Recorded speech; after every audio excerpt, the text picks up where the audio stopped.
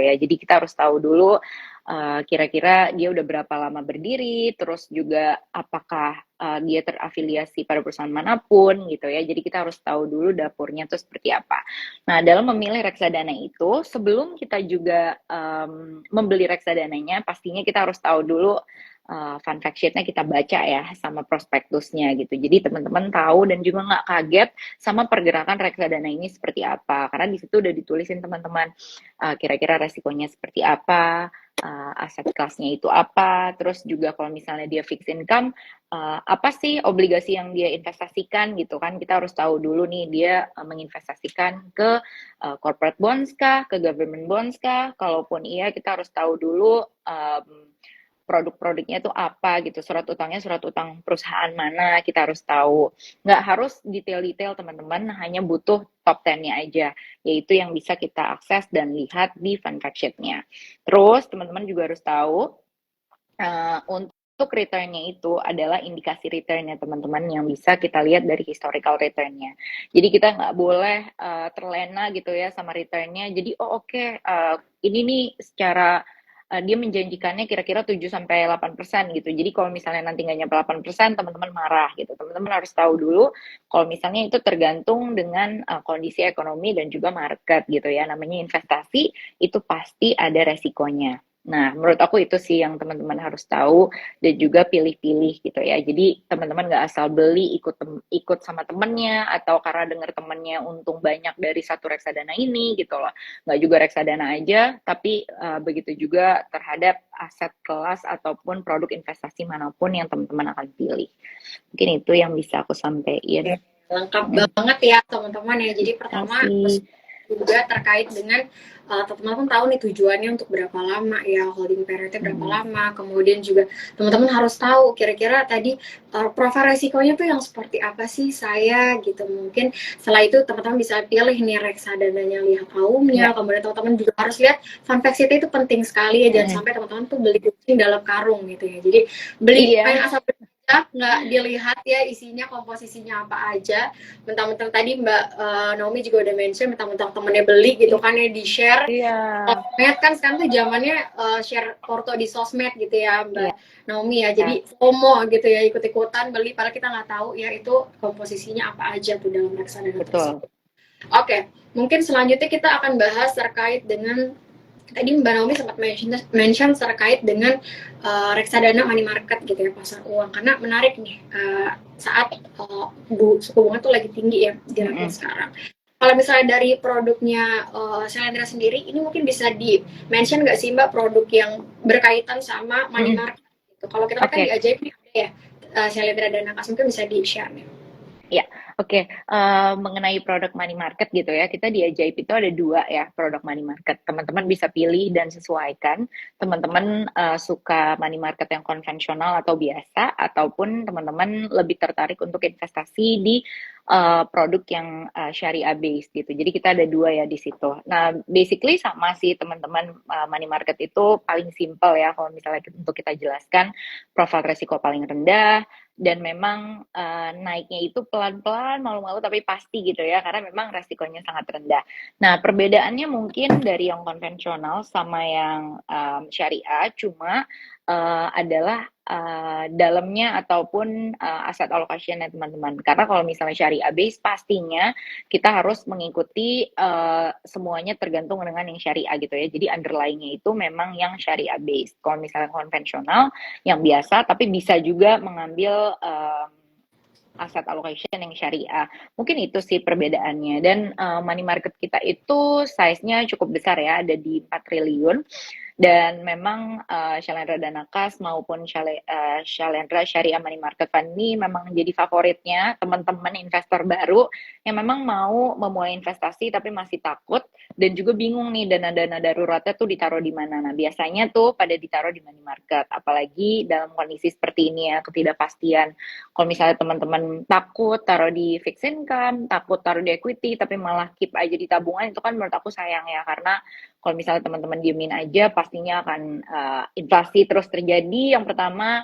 Terus yang kedua pastinya ada biaya potongan administrasi, itu teman-teman mungkin pada nggak sadar ya, tapi itu harus disadarkan kalau misalnya di bank itu pasti di tabungan akan ada pengurangan biaya administrasi dan juga biaya pajak dan bunga ya gitu. Jadi bukannya bertambah uang yang kita takut-takutkan ini untuk hilang, malah ternyata ya emang berkurang gitu. Jadi lebih baik menurut aku, saran aku ditaruh aja di money market, pilih aja produk yang memang teman-teman nyaman dengan isinya dan juga aset kelasnya.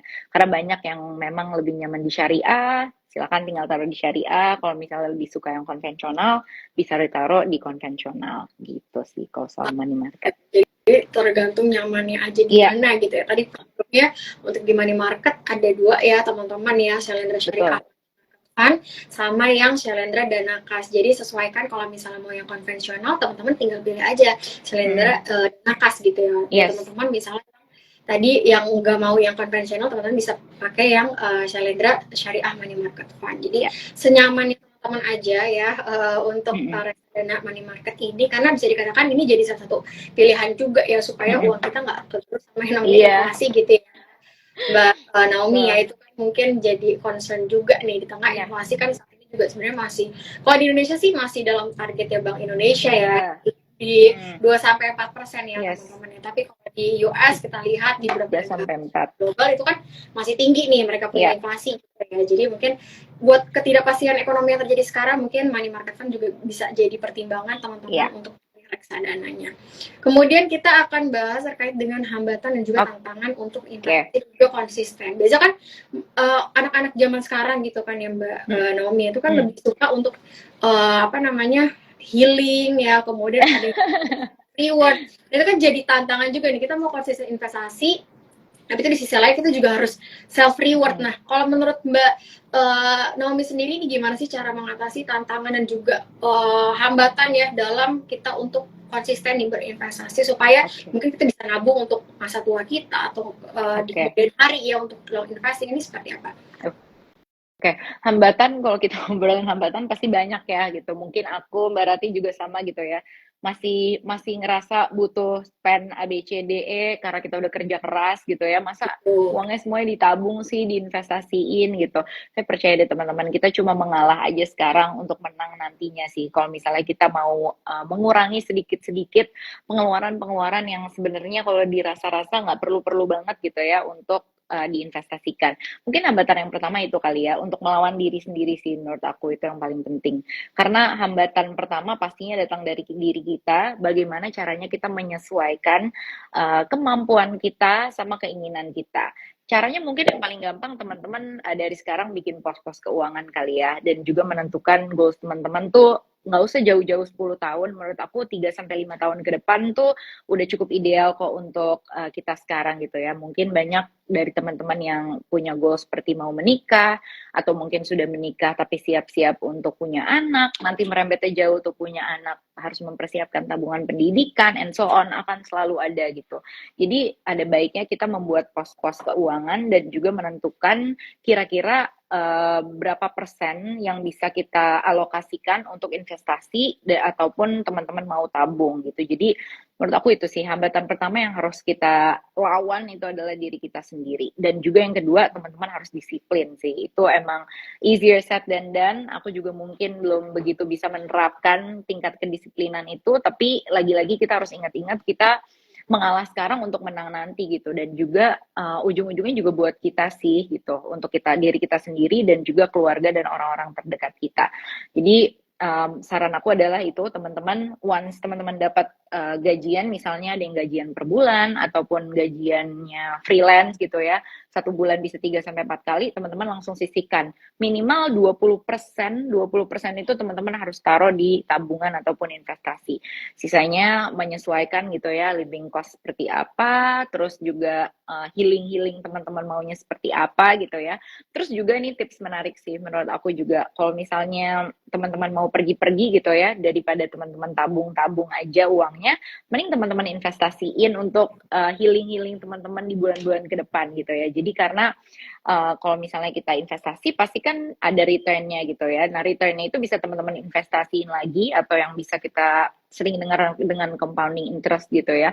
Dan banyak juga yang bilang compounding interest tuh the eight eight wonders of the world gitu ya. Kalau misalnya ternyata kita nggak sangka dari compounding interest tuh bisa menghasilkan banyak keuntungan untuk diri kita gitu. Jadi mindset teman-teman harus dirubah. Pokoknya kalau misalnya investasi itu pasti untuk kebaikan ke depan kita dan pasti akan dapat return kalau misalnya teman-teman memilih produk investasi yang tepat gitu. Jadi sebelum expense-nya keluar, teman-teman pikirin lagi, oke, butuh nggak nih gue spend segini banyak, apa gue investasiin dulu, terus nanti return-nya kan bisa ada gitu ya, bisa untuk spend, ataupun bisa teman-teman tabung lagi atau investasiin lagi untuk kebutuhan teman-teman nantinya di depan hari. Mungkin itu sih yang bisa aku share mengenai hambatan dan tantangan masa kini gitu ya.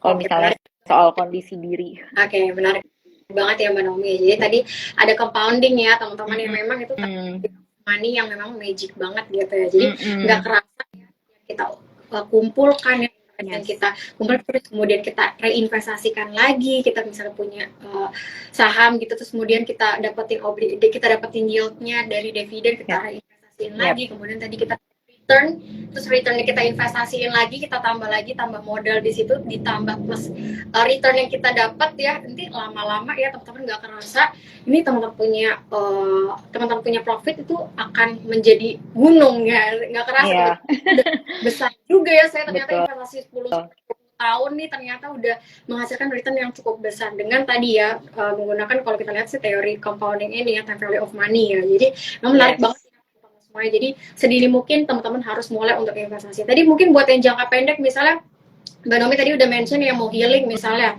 jalan-jalan kan biasanya kan kita nabung dulu gitu ya Mbak Nomi ya. Nabung dulu mungkin per bulan berapa persen lah dari kita salary gitu ya. Nah, taruh aja gitu di reksadana yang memang untuk jangka pendek ya teman-teman ya. Betul. Dibandingin teman-teman taruh di bank misalnya itu kan pasti akan kepotong admin dan segala macamnya ya. Kalau misalnya kita dapat return loh teman-teman kita taruh di situ gitu ya. Jadi menarik banget nih untuk tadi kita gimana sih cara meminimalisir ya, kemudian cara istilahnya tuh mengurangi hambatan, mengurangi tantangan lah yang kita temukan di investasi. Kita harus mulai dari diri kita sendiri, nggak boleh tadi harus disiplin juga. Kemudian tadi kita harus mulai juga harus benar-benar menyisihkan lah kita punya dari salary ya teman-teman. Tadi kalau Mbak Naomi tadi 20% yang teman-teman bisa sisihkan untuk investasi. Oke. Kemudian mungkin kita ke pertanyaan yang udah masuk dulu nih Mbak Naomi, udah banyak sekali. Oke, sebelum buka nih. Teman investor ajaib mungkin kita dari Kak Panji nih. Ini terkait dengan produk Shalendra yang paling cocok untuk pemula. Ini mungkin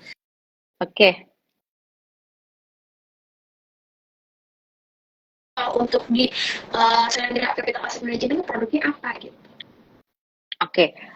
Mungkin kalau misalnya untuk pemula itu kita harus redefinisikan lagi ya Kak Panji gitu. Kita harus lihat lagi pemulanya itu tuh baru first timer kah gitu, first timer kah? Kalau misalnya first timer pastinya goalsnya tuh beda-beda orang gitu ya.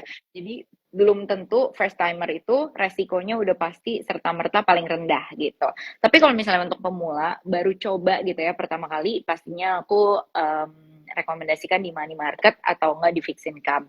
Kalau misalnya kamu memang orangnya jangka waktu investasinya agak lebih lama gitu ya, nggak yang 1 tahun 2 tahun untuk taruh dana darurat aja, aku pasti rekomendasikin ke fixed income yaitu bisa 1-3 tahun. Karena apa? Returnnya pastinya lebih tinggi, resikonya juga masih terukur gitu ya di fixed income, dan apalagi kalau misalnya kamu memang nggak mau investasi cuma untuk taruh dana darurat aja, tapi ingin mengembangkan modal yang kamu punya, bukan untuk menjaga modal aja. Mungkin itu sih, berarti yang cocok adalah money market dan juga fixed income gitu. Oke, jadi tadi untuk Kak Panji ya mungkin bisa dilihat produk Shalendra di money market ya, tadi ada yang konvensional, yang dana kas, sama ada yang syariah nih ya, syariah money market. Kemudian juga ada yang fixed income ya untuk pendapatan tetapnya. Jadi mungkin itu bisa jadi pilihan ya Kak Panji untuk investasi buat pemula ya. Kemudian aku lihat lagi ya. Cara cari tahu komposisi boleh tuh, menarik ya. Mungkin bisa langsung dipilih aja nih yang mana nih.